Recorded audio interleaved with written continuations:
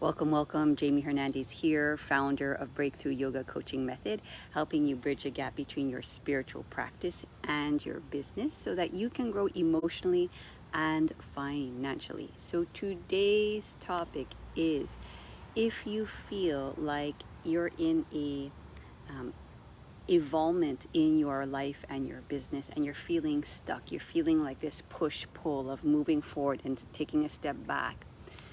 There are two reasons why soulful entrepreneurs are not able to manifest their dreams or move forward with them in the way that they envision. One, they feel unprotected. And this is an unconscious thing, so we're going to talk about that during this live. And two, they don't have a safe container for both their soul and their ego to have a place to be seen, to be heard, and to be felt, because both have needs. And sometimes as healers, we kind of address the egoic needs, all the healing, all the muck, all the darkness, all the shadow, thinking when we do that, we're going to kind of get what we want. But here's the bridge. If we only do that, then we don't necessarily hear what we want. So we kind of go into like all the things that we're unbecoming, everything that we don't want, which is great, which is an important foundation to liberate the energy and the emotions and the drive to move and the action to move to where we want to go. But we also need a safe place for our soul, because when our egoic structures, and I talked about this a lot last week, the subtle layers of our egoic structures that we don't hear. And this week, it's the importance, the training today is called the importance of a safe and sacred container for soulful entrepreneurs. A safe and sacred container for soulful entrepreneurs. That's this week's training, today, now. And so if we don't have a place to, a safe place for our soul to be seen and heard, if we're very used to moving through the muck, moving through the shadows, it's almost like that egoic structure is so overpowering and overtaking that we don't actually hear when the soul speaks. And so we need a container where somebody can discern, right? Your coach or whoever you're working with, your guide, your teacher, can discern between those two voices, because those two voices sound very similar. So it will be something like this, where in our program, we move towards our dreamiest clients. So who do you want to work with most? You know, you wake up and you kind of want to jump out of bed to work with these people. You charge a premium, so that means a 4-figure investment. It could be $1,000 to $10,000 to charge for your program. And the third thing we do is we create a program based on your expertise, your experience, and your professional training. So it's nothing that we're trying to create out of thin air. It's based on your decades of experience. And as we move towards that implementation, it's really interesting. You'll always have, and this is what happens, and you'll just see this anytime when you're going on vacation, somewhere you absolutely want to go to, or you're going to some workshop that you really want to go to. There will be a moment of resistance. There will be a moment as you move towards it, your survival needs will be like, oh, okay, well maybe, it was just on a call the other day, and it's like, we were talking about, who are your dreamiest clients. And as soon as my clients started talking about their dreamiest clients, literally like 1 second after he started talking about, well, those people don't actually exist. The people, and his clients are people who are searching for more, and we're still in the developmental stage of exactly who those people are. But, and so it was interesting to see how the egoic structure immediately, right after he professed who he wants to work with, those who are seekers, those who are looking for more than just working on the physical plane, but want to work on an energetic plane.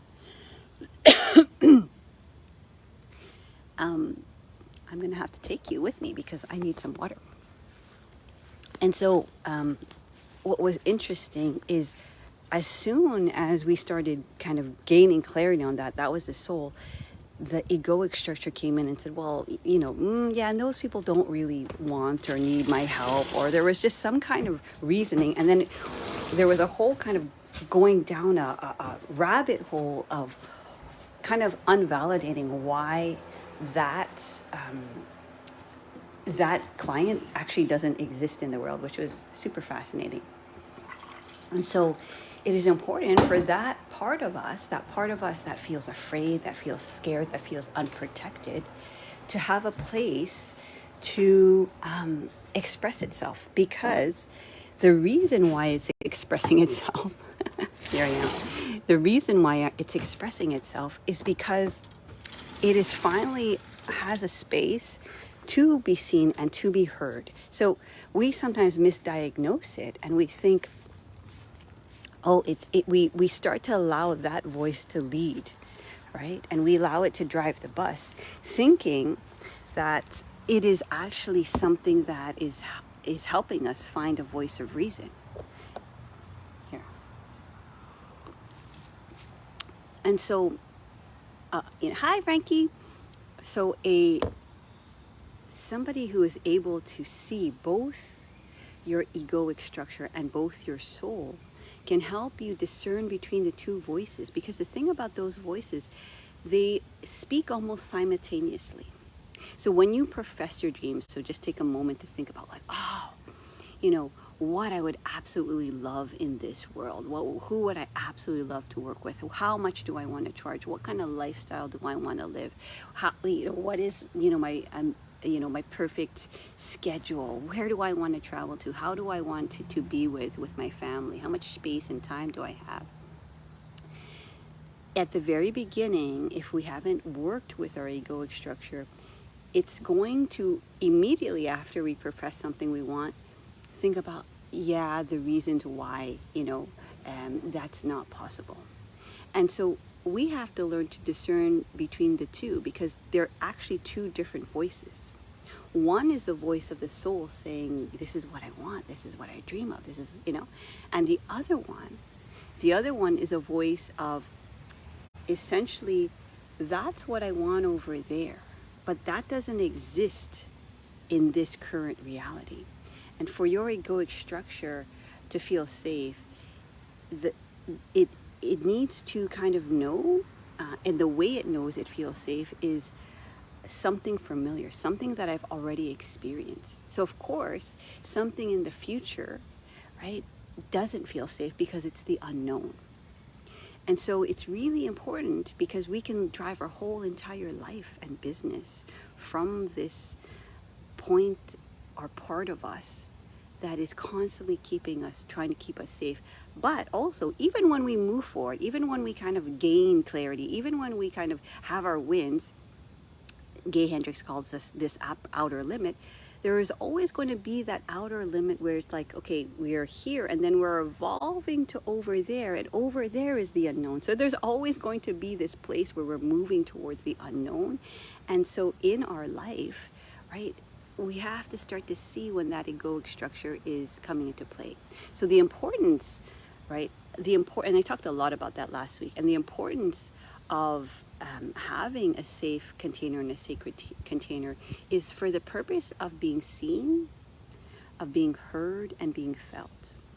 Because here's how it's going to look like if that part of you that wants to be protected, right, is not, it doesn't feel safe, is when it is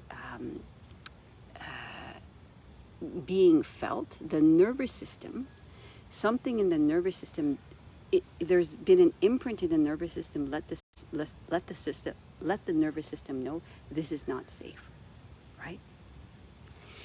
And when you're being heard, right, it's like there is a old programming that was given to you by someone else, allowing and telling you that your instinctual nature, your intuition is actually not to be trusted. And it's not always necessarily intentional by the other person, but it's sort of like let's say when you were younger, your grandmother wanted you to eat something and you knew in your body you were full, but she was like, no, but you're going to be strong, you're going to be healthy, eat this food. And then you kind of go against your own instinct, against your own, your own kind of intuition, or your own kind of feeling, that you allow the voice of the person who's taking care of you to take charge. So there's this the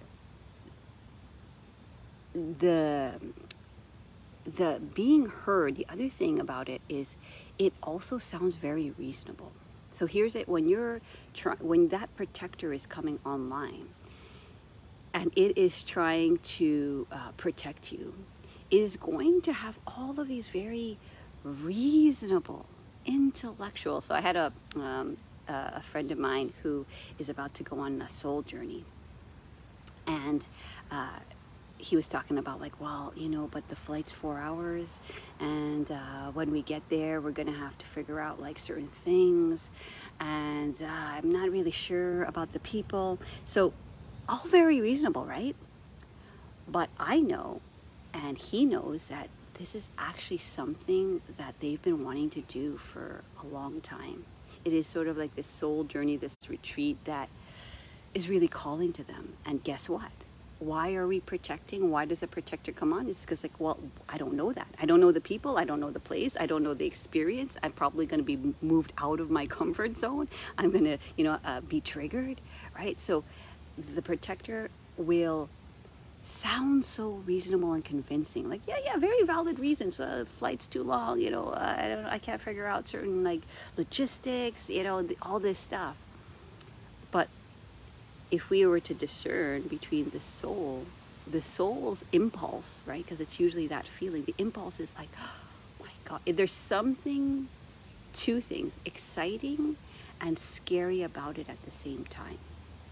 And we misdiagnose the fear as something like, oh, we should listen to that fear because it's trying to stop us from going where we want to go. And this is how you can discern. When you're moving towards what you want to go, where you want to go, it's this place in your imagination that is not existing in this reality. It is outside of your comfort zone, and yet you get really excited about it. And okay, so instead of just also being very impulsive, it is something that you've always known. So if it's something reoccurring, an intuition, a remembering that you've always known to be true, that something in your heart that you've always wanted to explore, then you know it's the soul. If it is something like an impulsive, spontaneous thing, which is not necessary, I'm not saying that's a bad thing. I'm just saying, if it is something that is more of a fear of missing out type of deal, it feels very on the whim, but it's not necessarily, if you look back, something that you've always known, and it kind of reoccurs. It's a reoccurring theme, right?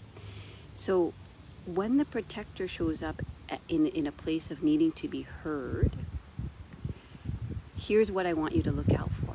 I want you to look out for that voice of reason that starts to try and solve a problem that is not actually really an obstacle, right? So for my buddy, being on a 4-hour flight, renting a car, finding the place, all that's not an actual real obstacle. It's a challenge, right? It's maybe uncomfortable. I think the retreat is like sometime outdoors. It's very kind of like nature-y, right? But it's not necessarily an actual obstacle. And so the protector will go through all of these kind of like trying to solve all of these problems that seem to be so real. Okay, so let me know in the comments if you think about a time where you kind of were going for what you want, and just it always happens right before you kind of embark, and along the journey, at some point you're going to think about all the reasons why you shouldn't do it, right? And I'm not saying that sometimes it's not valid. So for example, if there's something like, tornadoes happening in that country the day that you want to fly, yes, okay, that is not necessarily an obstacle. That's a real life and danger, you know, life and death situation, right? Or a various dangerous situation. And again, we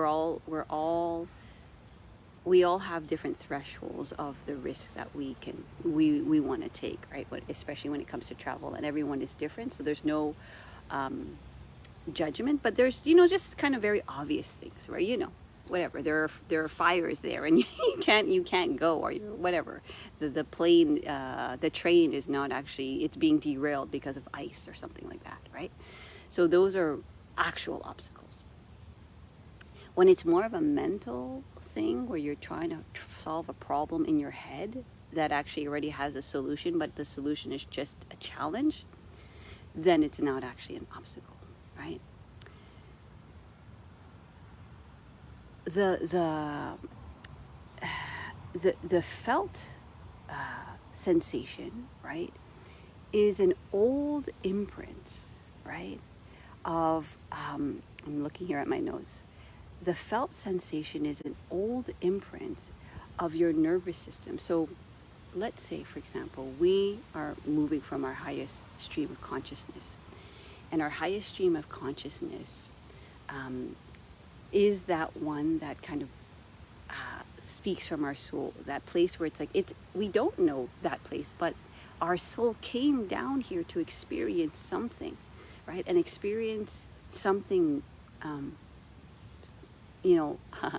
that fulfills a certain, and we might call it destiny, but it just there's a choice that the soul kind of makes when we come down here to experience something in particular, right? And of course that in particular is something different, something unknown, something different from our old past life, right?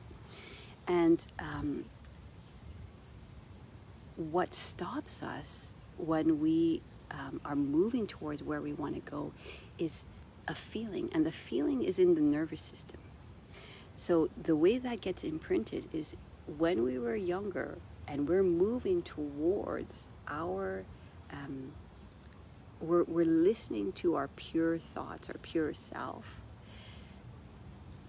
and somebody teaches us that that's actually not to be trusted. So here's an example I like to use a lot because I think it's very obvious in how this kind of imprinted.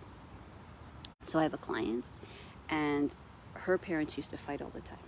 Yeah. And her parents one of her parents were an alcoholic, just like one of my parents, and they used to fight. And one parent used to kick the other parent out, right? And her pure instinct was, okay, well, let me soothe each parent. Let me go outside and soothe my parent outside. And then that parent would be like, well, you don't really love me, so go back inside. And then she tried to go back inside, and the door was locked. So here she is moving from her highest stream of consciousness. And in that moment, your caregivers are teaching you not to trust that pure instinct, that highest stream of consciousness. So that gets imprinted in the nervous system, right, where you have a feeling, and right away, remember I talked about it, you dismiss it right away, and then right away you get dismissed for feeling what you're feeling. And so then, because we have needs when we're younger, right, we have real survival needs, the need to be loved, the need to be seen, to be heard and felt by our caregivers is an actual need. So we know that when we're younger, okay, if we are not accepted by our caregivers, then we're not going to get the love, which is a need, okay, that we need when we're younger, right? Because when we're younger, these are the people, we can't like say, okay, well, I'm leaving and I'm going to go and move out and get a job and go take care of myself. So we kind of have to abide by our caregivers' unconscious rules, right? To, okay, my feelings are not valid, so I'm just going to kind of hold those in and try to appease both caregivers. So this, and then what happens is that we're too young to even understand all of this is happening. So our actual nervous system gets imprinted with a feeling. And so here it is, as you move towards your pure intention, your pure highest stream of consciousness, that unconscious, that imprint that happened so long ago is still there. And we don't sometimes understand intellectually, like we know what we're supposed to do, we know what we want, we know what we want to go for, we do the meditation, we do the mantras, we are like, and yet we still don't feel safe. So if you were to work with me in our program, we go into the patterning of how that imprinted in the body, how that imprinted in the mind. You know, you don't love me, right? That story that gets kind of looping over and literally becomes our kind of lens of perception as we perceive the world, right? If you don't love me by listening to your actual feelings, right? And so then you can imagine how that layer upon layer and layer and layer becomes a relationship to the world, to your life, to your business, to everything, right? Because the nervous system knows, ooh, your safety is actually not to feel the feelings that you're feeling, right? So it becomes this unconscious sort of block as you move forward in your physical body. So in our program, we learn how to work in the body, in the nervous system. We work how to process those emotions, because when you're younger and you are, the feelings that are pure and from love are not validated, and we don't have a place to process somewhere, right? Some place where that emotion can actually be felt, that emotion of confusion, right? That emotion of like, I don't understand, I'm just doing what my heart is calling, right? If we don't have that place, then that confusion and that feeling in the nervous system is going to automatically come online as we move towards where we want to go, right? And I'm talking about as we move towards where we want to go in our program, we're always aligning with our soul, because that's what is true in our heart, right? So if we were taught what's true in our heart is not actually valid, then it doesn't feel safe to move forward. So we need a place for the soul's voice and the way it even sounds. You know, when you're younger, you have this innocent way of seeing the world, of I love seeing this in children. I was at bear with me on this, the innocence of the way we see the world. I was in it was this big festival in Montreal, and we were in line, and there was a automatic pay place, right, and a place where you and the cash, and we were in line for both, and we were kind of deciding which place to go, and this boy innocently said to me, oh yeah, that place, just so you know, you can't pay cash, which is such a beautiful thing to say. And if I was an adult that was not protecting his innocence, and because I knew something, right, I could have, well, obviously it's like, it's a machine. Machines don't take cash, which is not necessarily true, but my egoic structure could have taken his innocence by he wanted to help us, and he's like, oh yeah, by the way, that place doesn't take cash, but this line does, and of course I received it as a beautiful gesture of generosity, of like, okay, he's trying to save us space. But here's the thing: when your caregivers, for example, take a moment like that of your own innocence that you didn't know, like it wasn't obvious to you that that thing, this flat screen, touch screen, doesn't take cash, then we could have taken that innocence away. And so the safe container needs place for that innocence, because innocence is the doorway to seeing your life in the way you see it and the way you perceive it and the way you want it, right? This boy is perceiving a world where I can share my knowledge and people will receive it. So it's a safe place amongst thousands of people. And I thought that was so beautiful. He was like standing in line on his own,